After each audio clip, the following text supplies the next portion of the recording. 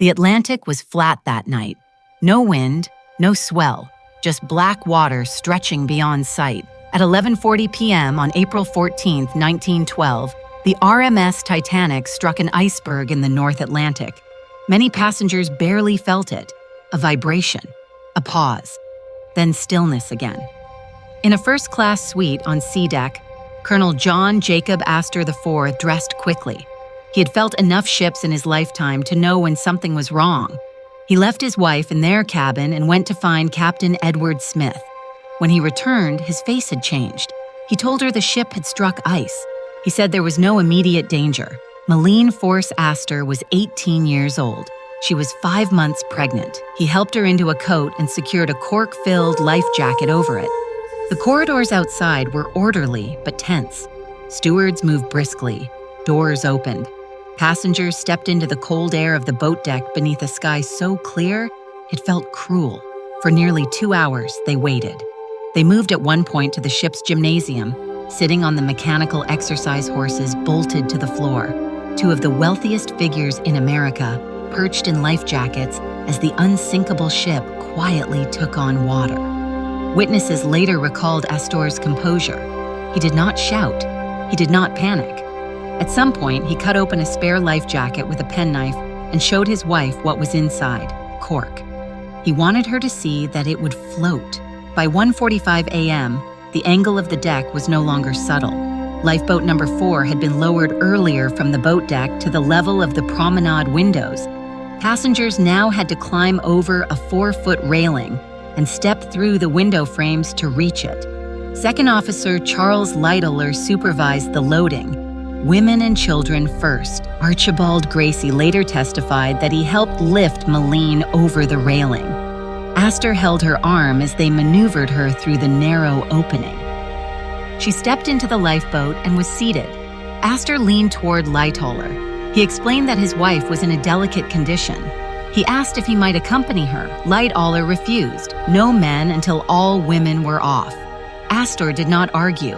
He asked only for the number of the lifeboat so he could find her later. Number 4. He stepped back.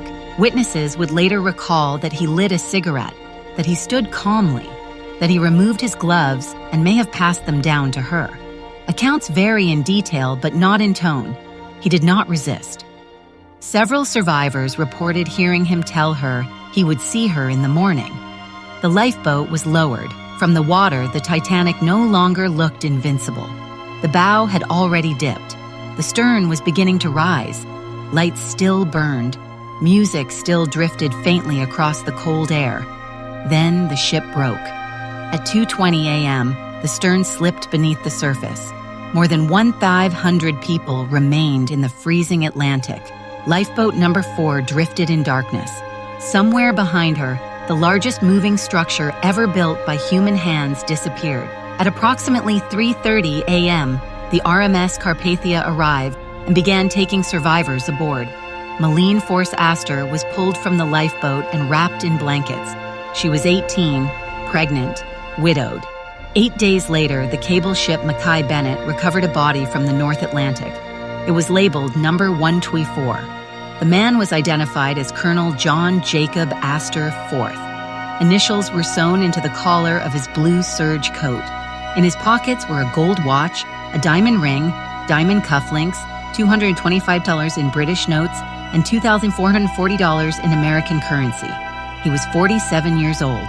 His body was returned to New York. On April 18, 1912, the Carpathia docked at Pier 54. Reporters crowded the wharf. Flashbulbs burst in the rain. Among those waiting was Vincent Astor, the colonel's 20-year-old son. He met the lifeboat survivor who had been his father's wife for 7 months. She stepped onto the pier without him. She survived. He did not. But this was not the beginning. Long before the ocean closed over the Titanic, before the headlines and the inheritance battles, there was a house in Brooklyn. Madeleine Talmadge Force was born on June 19, 1893, into a family that did not command New York society, but understood it.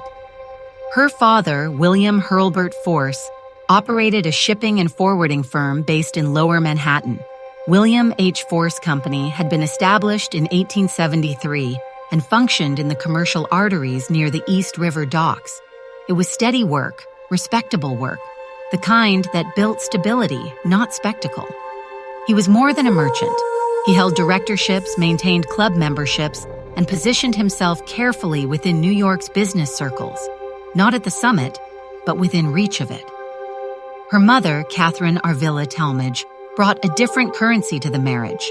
Her family name carried political weight in Brooklyn. Her grandfather, Thomas G. Talmadge, had served as mayor of Brooklyn in the 1840s. Her father, Tunis V. P. Talmadge, had been a member of the New York State Assembly. The Talmadges were not industrial magnates, but they were embedded in civic life. Their reputation rested on public service, not speculation. Together, the Forces occupied a specific tier of American society at the turn of the century. They were comfortable, established, invited, but they were not Astors. The distinction mattered. Madeleine grew up first in Brooklyn Heights, later in Manhattan as the family shifted its address closer to the city's center of influence. The move was not merely geographic, it was aspirational. Manhattan society dictated taste, alliances, and access. Brooklyn observed from across the river. She had one sibling, an older sister, Catherine Emmons Force. The two were close in age and often described together in early society columns. They were presented as poised, polished, and well-schooled, exactly what a climbing family required in daughters. Madeleine's education followed a deliberate path. She attended Miss Ely's School in Greenwich, Connecticut, an institution known for shaping young women suited for upper-class expectations. She later transferred to Miss Spence's school in Manhattan, one of the city's respected private schools for girls. She remained there 4 years and was described in contemporary accounts as an especially bright student. The compliment appears more than once in period reporting.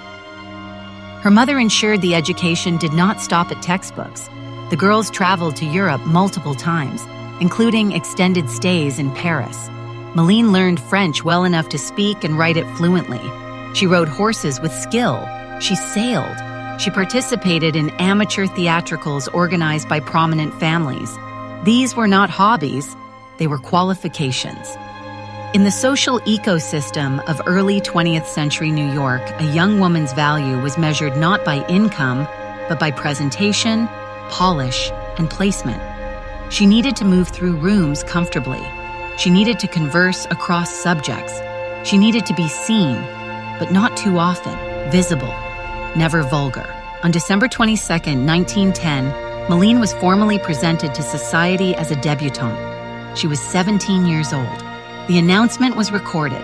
Her name began appearing in columns tracking winter gatherings, charity events, and seasonal migrations to Newport, Bar Harbor, and the summer enclaves that functioned as informal courts of American wealth. Shortly after her debut, she was admitted to the Junior League, a selective organization composed of young women from prominent families engaged in charitable work. Membership signaled acceptance into the social mainstream of New York's upper class. Everything about her trajectory suggested upward motion. She was educated, well-traveled, well-connected, Episcopalian, like many of the city's established dynasties. She had no scandal attached to her name, no debts, no complications. She stood at the edge of a world that required youth, composure, and strategic marriage. But she had not yet entered it. Her family's wealth made her eligible. Her education made her presentable. Her social calendar made her visible. Proximity to power, not possession of it, defined her position. That winter of 1910, she moved through drawing rooms and dining tables as one of many promising young women. Her name carried no weight beyond polite recognition. 6 months later, it would be printed beside one of the most powerful names in America. She entered society, and then she entered something far more dangerous. John Jacob Astor IV was born on July 13, 1864, at Ferncliff, the Astor estate overlooking the Hudson River in Rhinebeck, New York. He was the youngest of 5 children and the only son of William Backhouse Astor Jr. and Caroline Webster Schermerhorn Astor. The name he carried was not simply inherited, it was constructed. His great-grandfather, John Jacob Astor I, had arrived in America from Germany in the late 18th century. He began in the fur trade, shifted into Manhattan real estate, and accumulated property with an instinct that bordered on prescience. By the time of his death in 1848, he was the wealthiest man in the United States. The fortune did not fragment, it multiplied. Manhattan expanded northward, and Astor land sat waiting beneath it. By the time the estate reached John Jacob Astor IV, the family's holdings were woven into the physical structure of New York City. Brownstones, hotels, commercial buildings, rents flowed in without spectacle. The Astors did not manufacture. They did not gamble on industry. They owned ground. His mother, Caroline Astor, shaped society with equal force.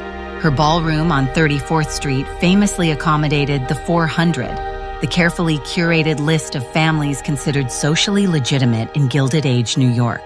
Admission was not automatic. It was granted. The Astors did not merely possess money.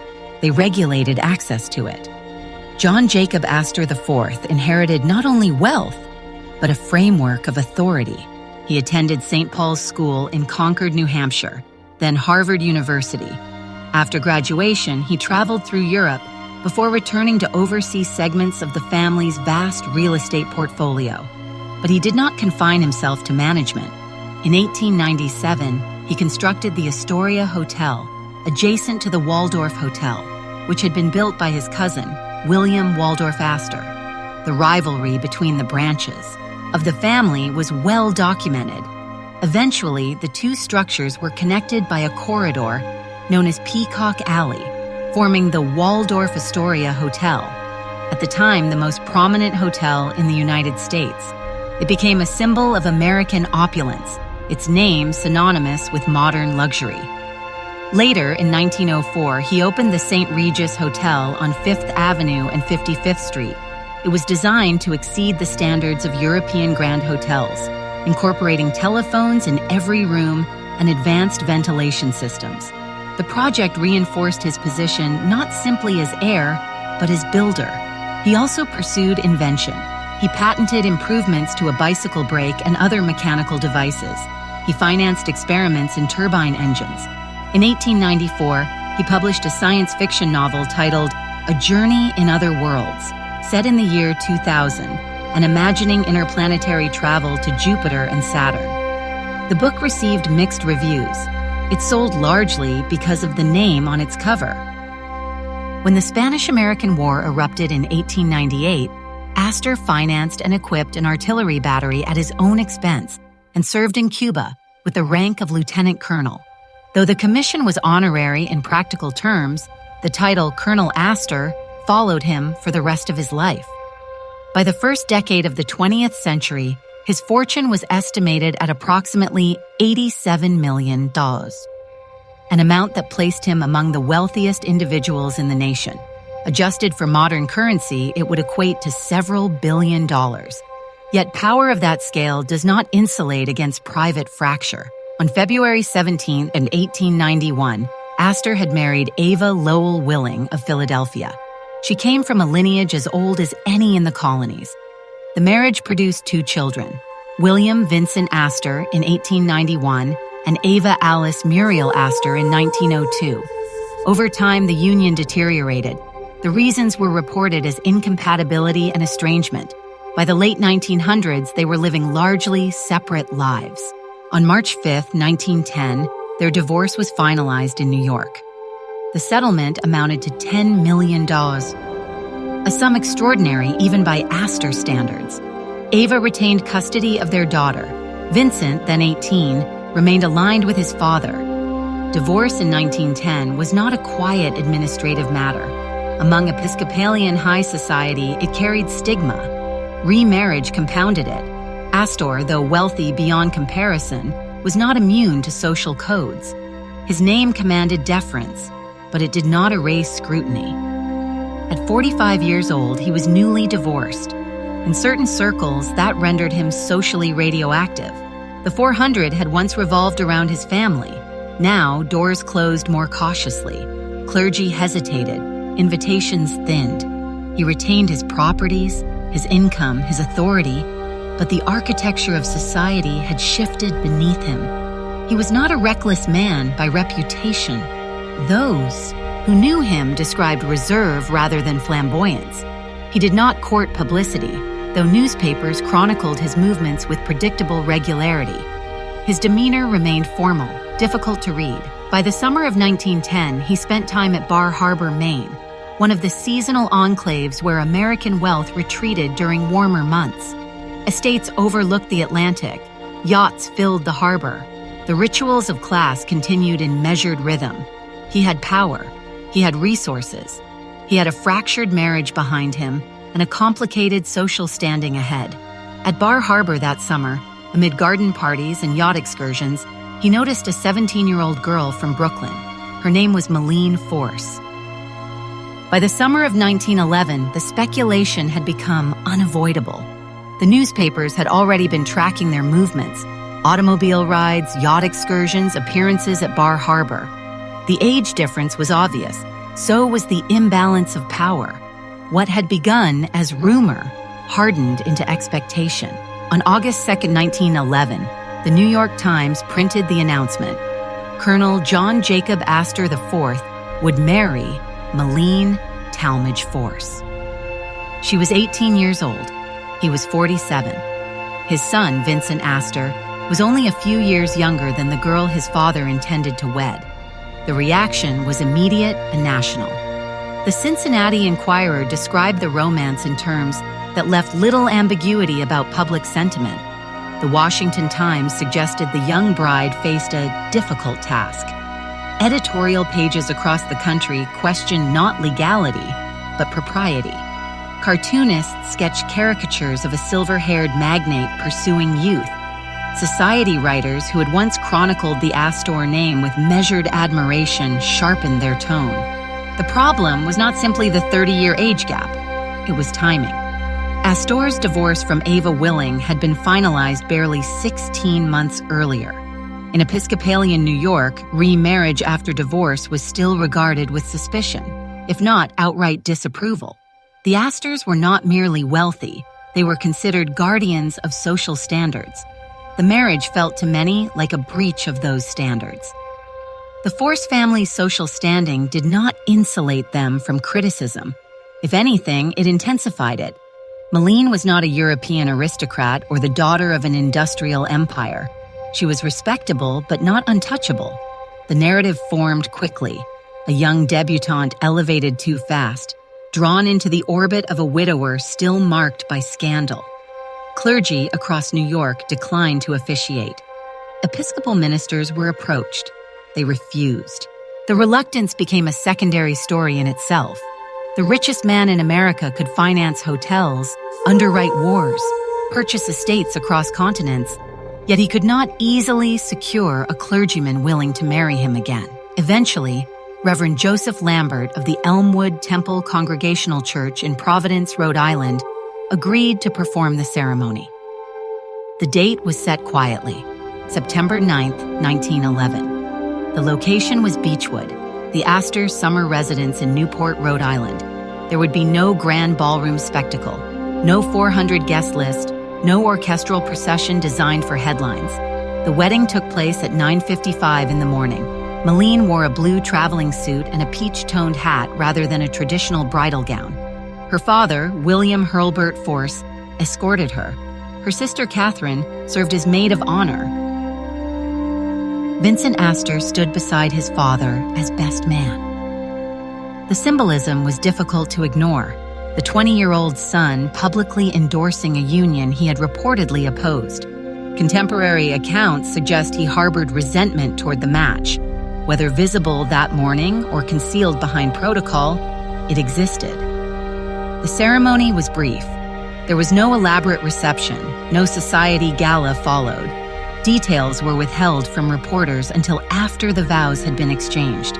Within minutes of the conclusion, the newlyweds boarded Astor's yacht Noma and departed Newport Harbor. Wireless messages of congratulation began arriving as the vessel moved offshore. The press continued its commentary regardless of distance. Astor issued a statement defending remarriage as compatible with social order. It was measured and formal, suggesting that marriage was the happiest condition for both individual and community. The language attempted normalcy. The reaction did not soften. New York society responded not with confrontation, but with violence. Invitations evaporated. Certain drawing rooms closed. The Astor name retained its financial authority, but its social warmth diminished. The 400 no longer functioned as it once had. Caroline Astor, who had once defined admission, had died in 1908. The rules she had enforced were dissolving, but not without friction. The marriage was not interpreted as romance. It was interpreted as transgression. The forces had climbed carefully for decades.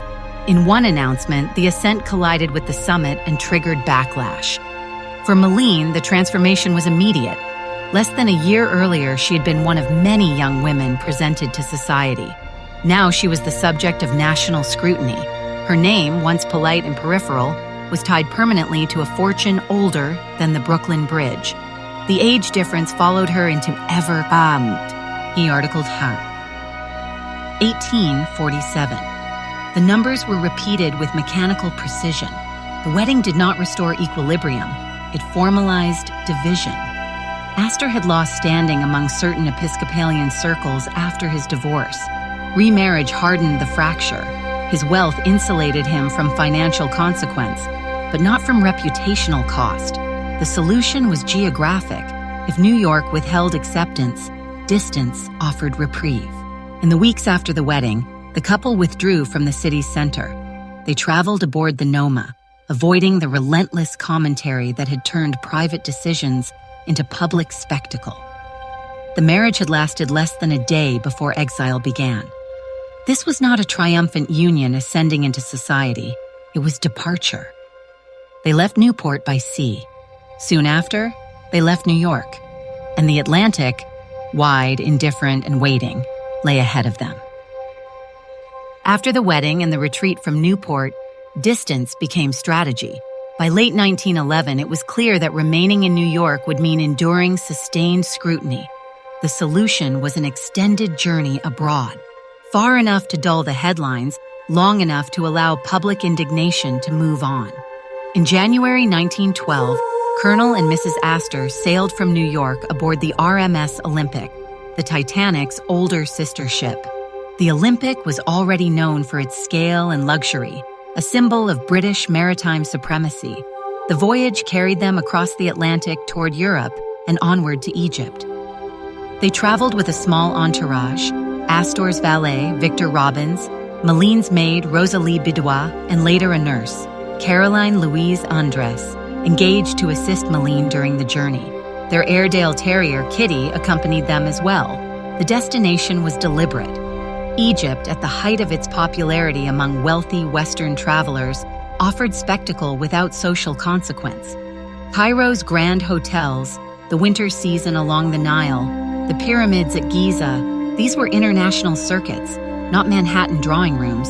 American scandal diluted in foreign air. The Astors toured the Nile by steamer, visiting Luxor and Aswan. Photographs from the period show them among temples and riverbanks, framed against monuments that dwarfed the fleeting controversies of New York. For a time, they moved not as exiles, but as travelers. It was in Egypt that they encountered Margaret Brown, the Colorado socialite later known as the unsinkable Molly Brown. Brown, separated from her husband at the time, was also traveling along the Nile. Contemporary accounts place the two women in proximity during the trip. Brown, outspoken and socially unorthodox by East Coast standards, did not appear troubled by the Astors' reputation. Even abroad, however, recognition followed them. American tourists noted their presence. European newspapers reprinted commentary from the United States. Wealth did not guarantee anonymity. From Egypt, the couple traveled north to France, settling for a time in Paris. There, removed further from American scrutiny, they resumed a version of normalcy. Astor purchased jewelry for his wife from Cartier. They attended performances. They dined privately. By late February or early March 1912, a new factor entered the equation. Madeleine discovered she was pregnant.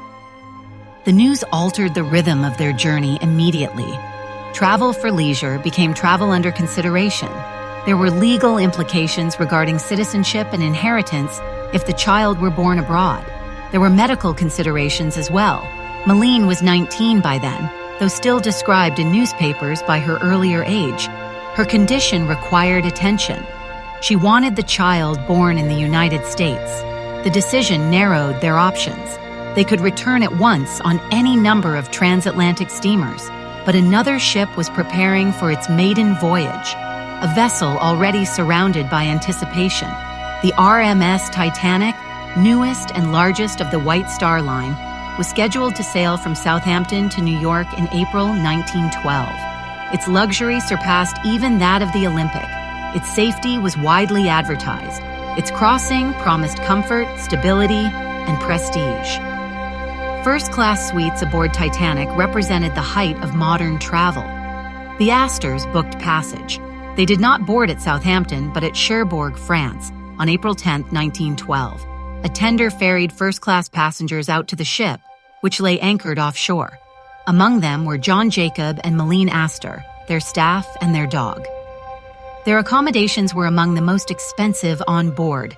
Parlor suites C62 and C64 on sea deck, with private promenade access.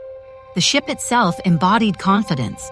Electric elevators, Turkish baths, a gymnasium, a squash court, a swimming pool.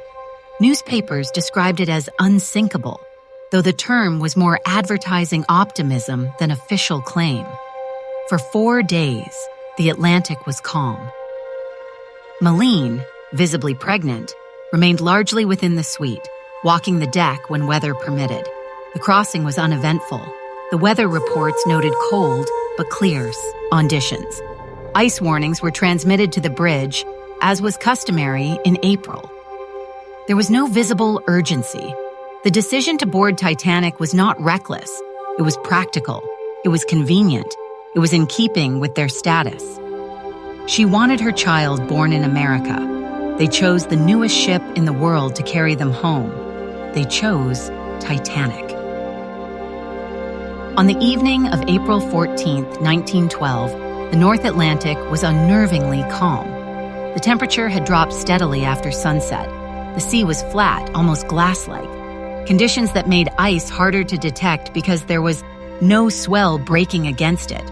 Wireless operators had received multiple ice warnings throughout the day.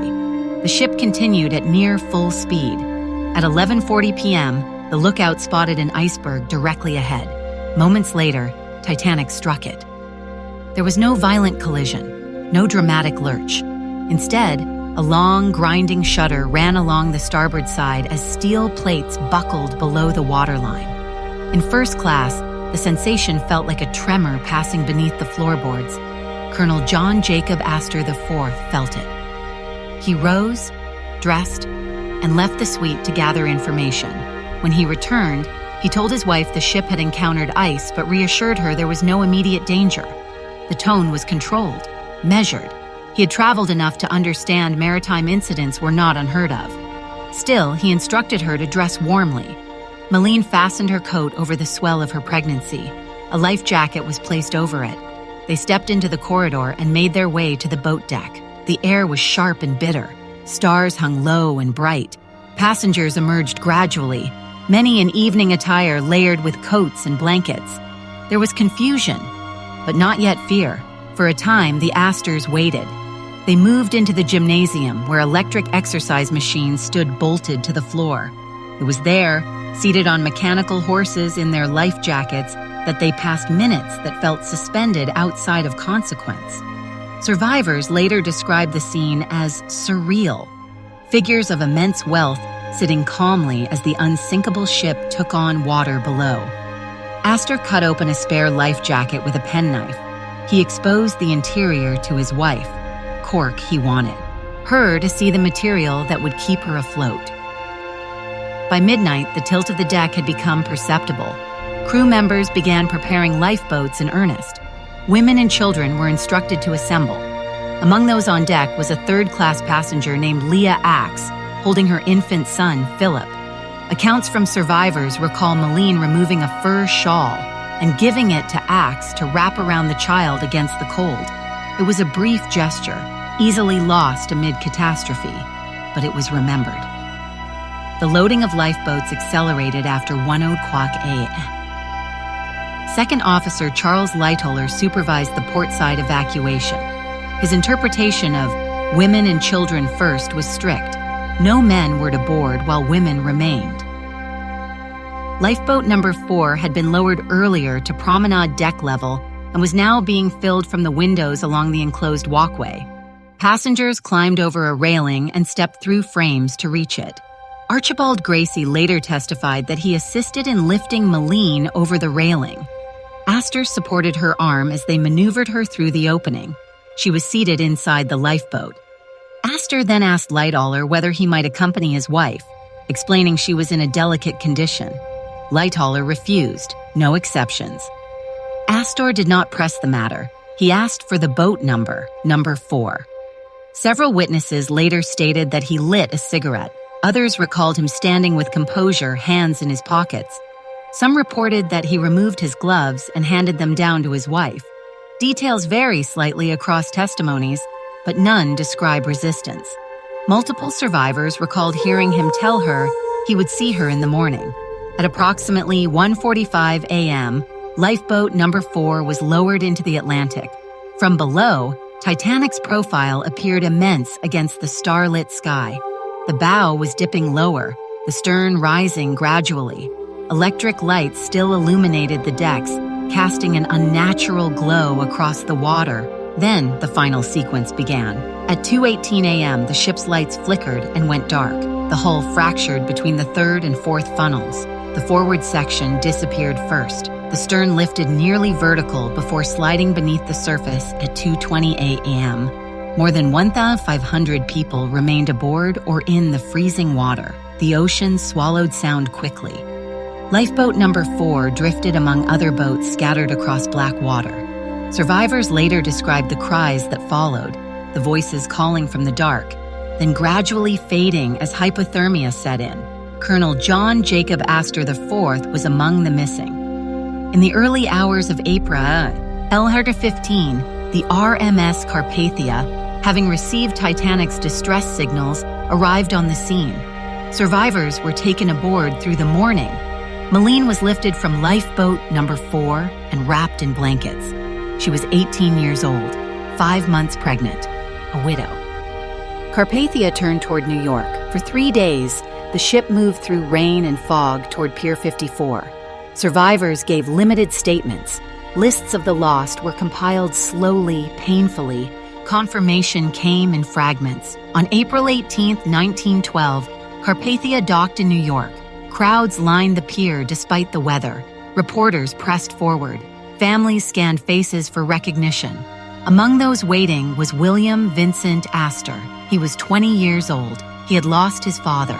As Madeleine stepped off the ship, the transfer of power had already begun. The estate had not yet been read. The will had not yet been opened. But the reality was clear. The richest man in America was dead. His son now stood at the head of the family. Vincent met her at the pier. He was 20. He was now the master of the Astor fortune. The reading of Colonel John Jacob Astor's will did not happen at sea. It happened in New York under the supervision of attorneys and executors who understood that every clause would be scrutinized. The estate was valued at approximately $85 million. In 1912, that figure represented one of the largest private fortunes in the United States. Newspapers printed the number in bold type. Comparisons followed immediately.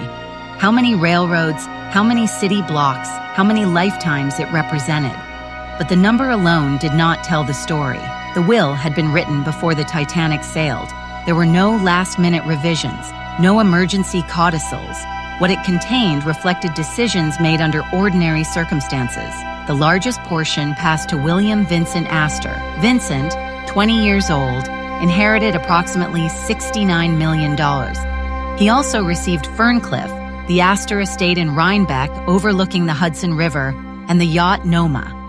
Control of the core real estate holdings effectively consolidated in his hands. He became not only heir, but steward.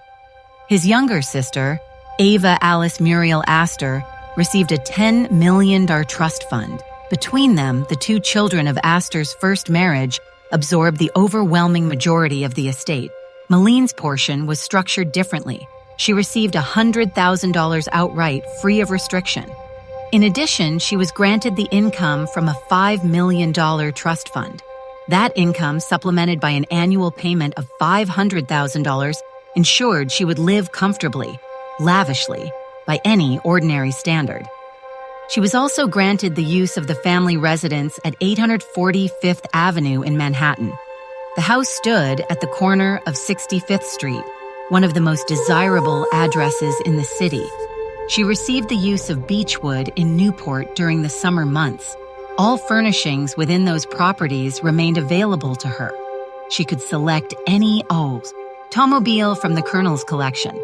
She retained 5 of his horses. On paper, it appeared generous. Headlines described her as one of the wealthiest widows in America. But the structure carried a condition.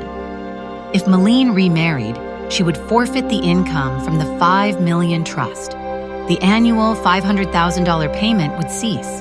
The Fifth Avenue residence in Beechwood would revert to the Astor estate. The furnishings, the automobiles, the horses, everything tied to those provisions would return to the control of Vincent Astor. The clause was explicit. Remarriage voided the benefits. Such conditions were not unusual among wealthy families of the era. Remarriage clauses protected inherited property from leaving the bloodline. Estates were designed to consolidate, not disperse, but in this case, the effect was precise. Madeleine was 19 years old. She was pregnant. She was now bound financially to a structure controlled by a stepson who had opposed her marriage. The numbers were stark. Of an $85 million estate, she controlled the income from roughly 6%. Vincent controlled the rest. The power dynamic was clear. She could inhabit the Astor world so long as she remained Mrs. Astor. Her security was contingent on her marital status. Independence meant relinquishment. The will also contained a provision for any child born after its drafting.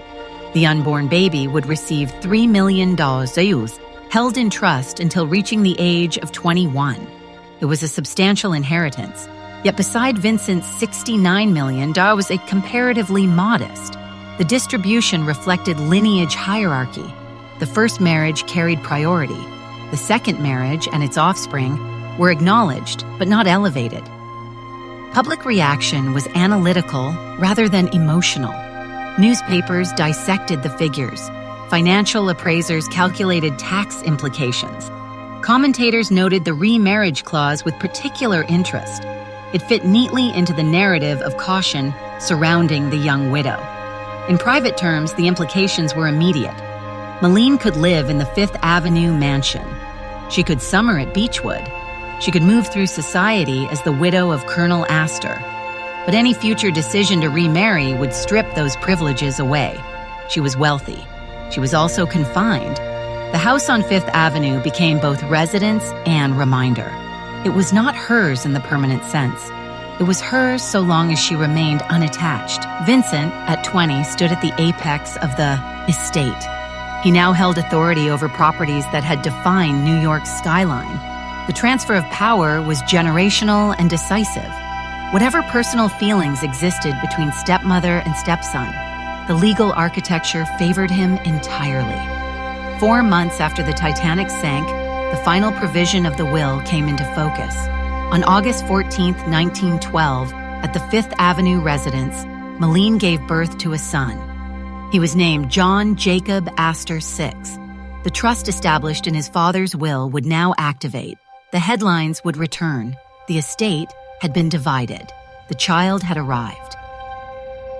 On August 14, 1912, exactly 4 months after the Titanic disappeared beneath the Atlantic, Madeleine gave birth at the Astor residence on Fifth Avenue. The child was a boy. He was named John Jacob Astor VI. The name carried expectation before he could speak. It tied him to a fortune measured in tens of millions and to a disaster still fresh in the public imagination. He had been conceived during a European honeymoon shadowed by scandal and carried across the Atlantic aboard the most famous ship in the world. The newspapers wasted no time assigning him another name. They called him the Titanic baby. Headlines emphasized the timing: the widow, the inheritance, the unborn child whose father had stood on a sloping deck while lifeboats descended. Every detail reinforced the narrative: tragedy, wealth, continuity. He was not treated as an infant, he was treated as a symbol. Reporters camped outside the Fifth Avenue residence in the days following the birth. Updates were published about his health, his weight, the condition of his mother. Society columns described the nursery as if it were a matter of civic interest. Inside the house, however, life narrowed. After returning from the Carpathia in April, Madeleine had withdrawn from public view. Curtains were drawn, visitors were limited, statements were issued through representatives rather than spoken directly. The Fifth Avenue mansion, one of the most prominent addresses in Manhattan, became a private enclosure. The will's provisions ensured comfort, but not autonomy. The house remained hers only so long as she remained unmarried. Vincent Astor held the greater share of the estate. The balance of power was understood, even if not publicly debated. Her first appearance in a semi-public setting after the disaster came in late May 1912. She hosted a private luncheon for Captain Arthur Rostron of the RMS Carpathia and Dr. Frank McGee, the ship's surgeon. The gesture was framed as gratitude toward the men who had overseen the rescue. It was not a return to social prominence. It was measured, deliberate, and limited. Beyond that luncheon, she resumed seclusion. For nearly 2 years, her presence in society columns was sparse. When photographs appeared, they were rare and noted as such. The press treated each image as an event. Meanwhile, young John Jacob Astor VI became an object of continuing fascination. His milestones, first steps, first birthday, physical resemblance to his father, were recorded with a level of scrutiny typically reserved for European royalty. The inheritance he would eventually receive from the $3 million trust, established in his father's will, remained part of every article. In 1915, the Fifth Avenue residence underwent renovations. Newspapers covered the remodeling as evidence that Madeleine intended to remain in the Astor house rather than relinquish it. The updates were reported in practical terms: architectural adjustments, interior redesign, but the subtext was clear. She was settling in.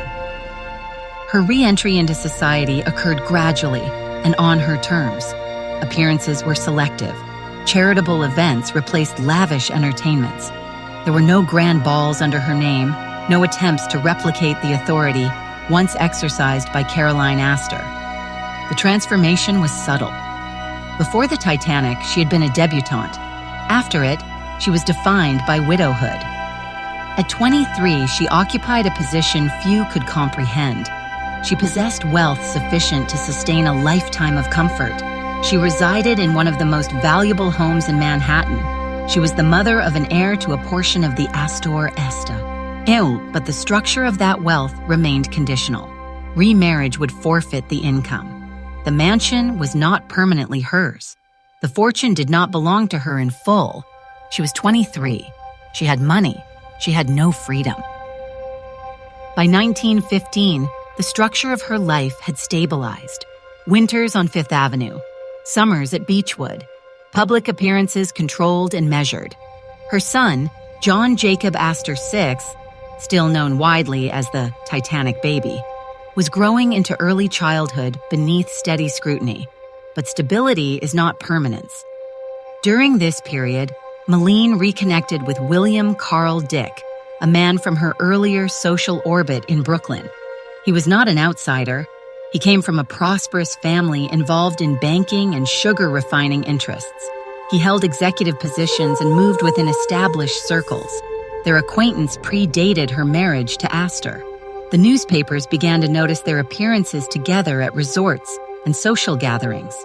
By early 1916, speculation resumed, this time not centered on scandal but on consequence.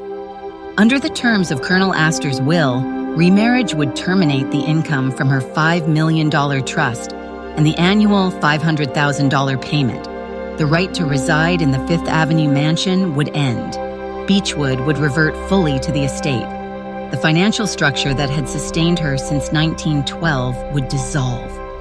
Inheritance tax appraisers calculated the forfeiture at approximately $3.5 million in capitalized value. The clause was clear. Marriage meant relinquishment. On June 22, 1916, at St. Saviour's Episcopal Church in Bar Harbor, Maine, Madeleine married William Carl Dick. The ceremony was modest and attended by family and close associates. It bore little resemblance to the controversy that had surrounded her first wedding. There were no editorials debating morality, no clergymen refusing to officiate. The atmosphere was restrained.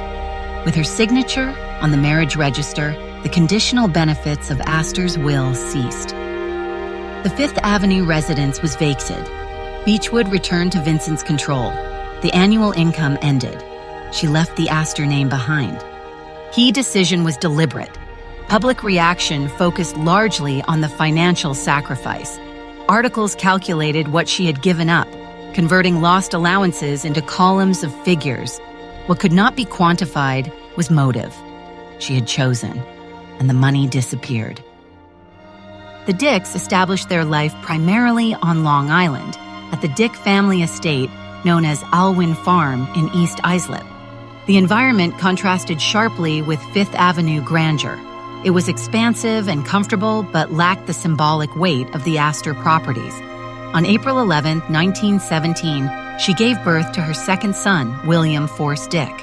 2 years later, on May 12, 1919, a third son, John Henry Dick, was born.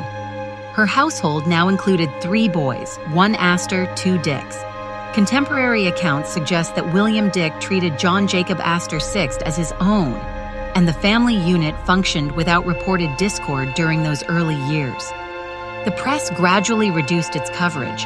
Without the Astor name attached to daily life, headlines softened. She appeared in society pages intermittently, often in connection with charitable events or seasonal travel. The intensity that had once followed her diminished. For 17 years, the marriage endured. The years between 1916 and the early 1930s were not marked by spectacle. They were defined by domestic continuity. The boys grew. Financial security remained intact through the Dick family's resources.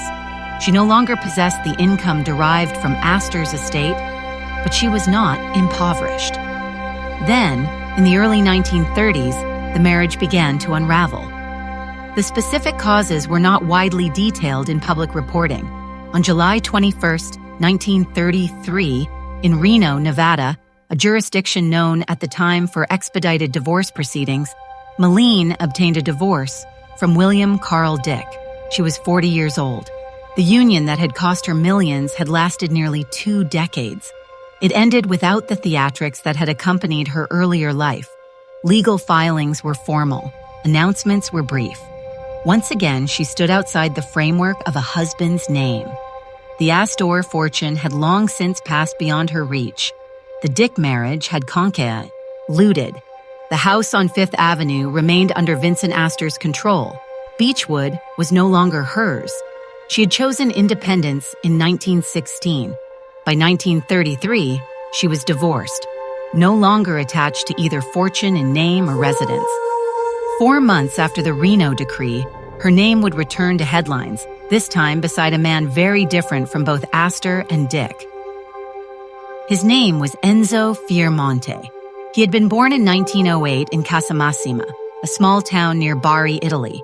He immigrated to the United States as a teenager and entered professional boxing while still young. Fighting as a middleweight, he compiled dozens of bouts through the 1920s and early 1930s, building a reputation for discipline and physical presence rather than championship fame. By the early 1930s, he had begun to transition away from boxing and toward public exhibition and social visibility. He was 26 years old when his name first became linked with Madeleine. She was 40. The contrast was immediate and irresistible to the press. 2 decades earlier, newspapers had condemned her marriage to a man nearly 30 years older than she was. Now the arithmetic reversed. The widow of Colonel Astor, recently divorced from William Dick, was reportedly seen in the company of a former prizefighter. Speculation escalated quickly. On November 27, 1933, while recovering from a fractured shoulder at Doctors Hospital in New York, Madeleine married Enzo Fiormonte in a civil ceremony. The location alone underscored the abruptness of the union. There was no church, no extended engagement, no society announcement weeks in advance. It happened inside a hospital room. Her 3 sons were present. Reporters who had been tracking rumors sought confirmation from John Jacob Astor VI, then 21 years old. His response was brief. "Unfortunately, it is true." The quote circulated widely. It suggested disapproval, though no extended public statement followed. The marriage altered her public image once more. The name Mrs. Astor had long since vanished. Mrs. Dick had settled into relative obscurity. Now, headlines returned her to national pages, framed against the novelty of the match. The couple traveled to Palm Beach for their honeymoon. Within 2 years, in 1935, they purchased Dixie Plantation, a 600-acre estate overlooking the Stono River near Charleston, South Carolina. The property was expansive and historic, a remnant of antebellum architecture repositioned as a private residence. Fiormonte pursued ventures beyond boxing. He drove expensive automobiles, including an attempt to enter a Maserati in the 1937 Vanderbilt Cup race at Westbury, New York. He was denied participation due to lack of formal racing credentials. The episode drew modest attention in the press, reinforcing the impression of spectacle. Madeleine provided him with a monthly allowance reportedly amounting to $1,000 for clothing and entertainment. Descriptions of the marriage in society columns were cautious but consistent, volatile. There were reports of separations followed by reconciliations. Fiormonte reportedly instructed her sons in boxing, an activity that some observers viewed as incongruous with the Astor legacy. By 1938, the instability reached a legal conclusion. On May 2, 1938, Madeleine filed for divorce in West Palm Beach, Florida. The grounds cited in court documents were extreme cruelty. Specific allegations were not detailed publicly. The proceedings were swift. Fiormonte departed for Europe before papers were served. On June 11, 1938, the divorce was granted. The settlement terms were sealed. Once again, she relinquished a surname. The marriage had lasted 4 years and 7 months. Fiormonte returned to Europe and later pursued a career in film, appearing in numerous productions over subsequent decades. He never publicly discussed the marriage in any depth. For Madeleine, the outcome was more immediate. She was 44 years old. She no longer possessed income from the Astor estate. The Fifth Avenue mansion had long ago reverted. Beechwood belonged elsewhere. The Dick marriage had ended. The Fiormonte marriage had collapsed. Her sons were grown, or nearly so. The public fascination that once tracked her daily movements had thinned, but not vanished entirely. She had carried 3 last names in less than 3 decades. Now she stood again, without one that defined stability. She was 44. She had no Astor fortune. She was alone again. After the divorce from Enzo Fiormonte in 1938, Madeleine withdrew from New York almost entirely. She settled in Palm Beach, Florida, leasing an oceanfront residence rather than purchasing another estate. The choice suggested impermanence. Unlike Fifth Avenue or Dixie Plantation, this was not a statement property. It was a place to remain out of view. Society columnists who had once documented her movements with precision now remarked on her absence. One Palm Beach writer noted that she was rarely seen at fashionable luncheons or dinner parties.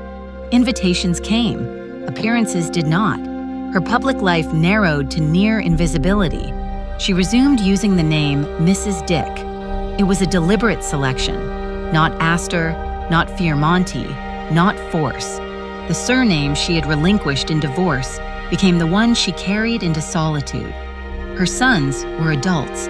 John Jacob Astor VI had reached his majority. William Force Dick and John Henry Dick were nearing it. They visited but did not reside with her permanently. The center of gravity that had once been the Fifth Avenue mansion was gone.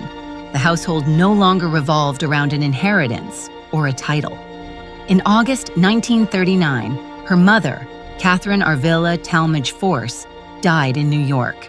Catherine had witnessed her daughter's transformation from Brooklyn debutante to the most scrutinized widow in America. She had seen the scandal, the disaster, the remarriages.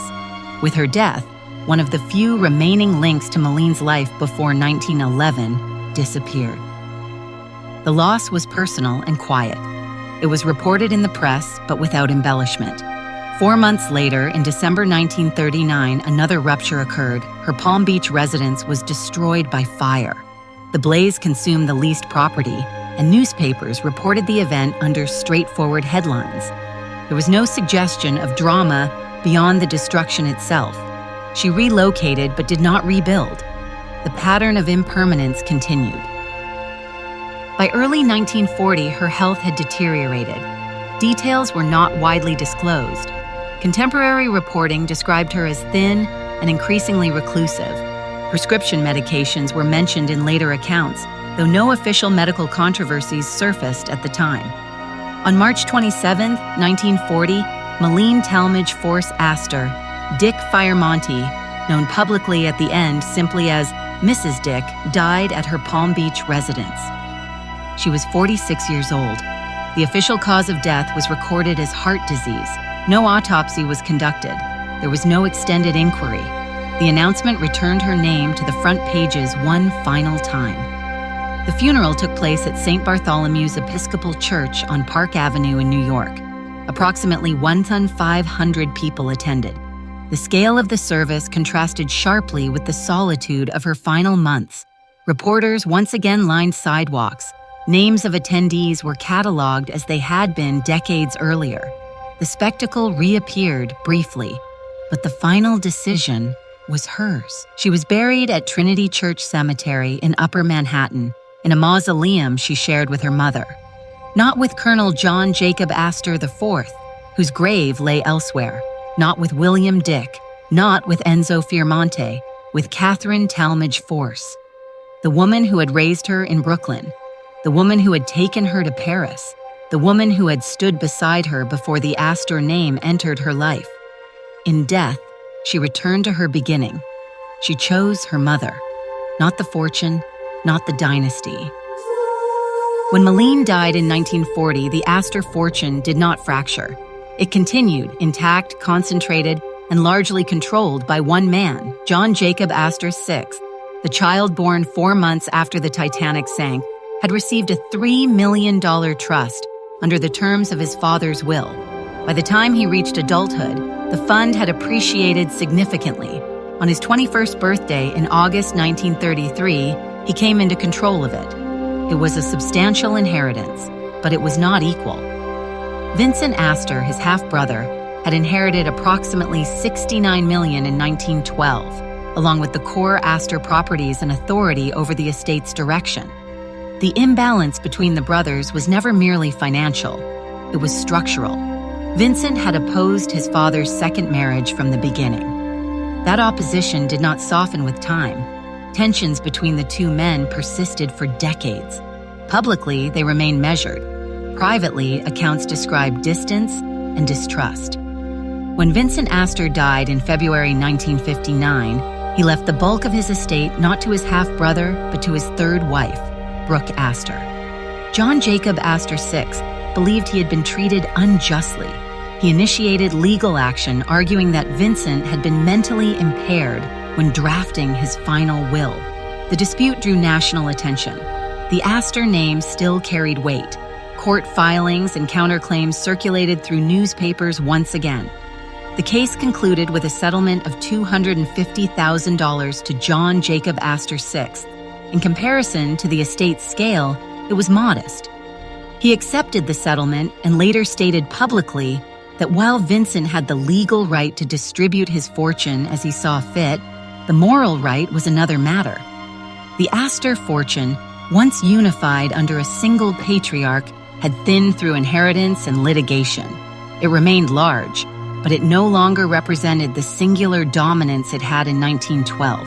Enzo Fiermonte, Maleine's third husband, returned to Europe after their divorce. He eventually settled in Italy and pursued a career in film, appearing in more than 100 productions over subsequent decades. He rarely spoke publicly about his brief marriage to the former Mrs. Astor. He died in 1993. William Carl Dick, her second husband, lived beyond the divorce without renewed headlines. Her sons lived varied lives. John Jacob Astor VI married multiple times and maintained a public profile tied to his name rather than his fortune. William Force Dick died in 1961. John Henry Dick became an ornithologist and artist, living outside the gravitational pull of Manhattan real estate and inherited wealth. Time altered them all, but certain objects endured. Among the personal effects recovered from Colonel Astor's body in April 1912 was a 14-karat gold Waltham watch. It had been found in his pocket when the cable ship Mackay Bennett retrieved his remains from the North Atlantic. The watch passed through private hands across generations. On April 27, 2024, the watch was auctioned by Henry Aldridge's son in Devizes, England. It sold for $1.175 million, approximately $1.5 million at the time, the highest price ever paid for a piece of Titanic memorabilia. A gold watch pulled from freezing water more than a century earlier. The artifact survived, the fortune circulated, the headlines faded. What remains is not the balance sheet, it is the image. An 18-year-old girl, 5 months pregnant, being lowered into lifeboat number 4 beneath a sky full of stars. A man asking only for the number of the boat so he could find her later. A promise that morning would come, it did, just not for him. If this story moved you, if you value history told without spectacle but without forgetting its human cost, consider subscribing so you don't miss the next chapter of America's forgotten dynasties. And if you have thoughts about Maleine's choices, whether she escaped her circumstances or remained shaped by them, share them below. These conversations keep stories like hers alive long after the headlines disappear. Artifacts survive, fortunes circulate, but memory depends on who is willing to remember, and it begins there, with an 18-year-old girl in a lifeboat fade to black.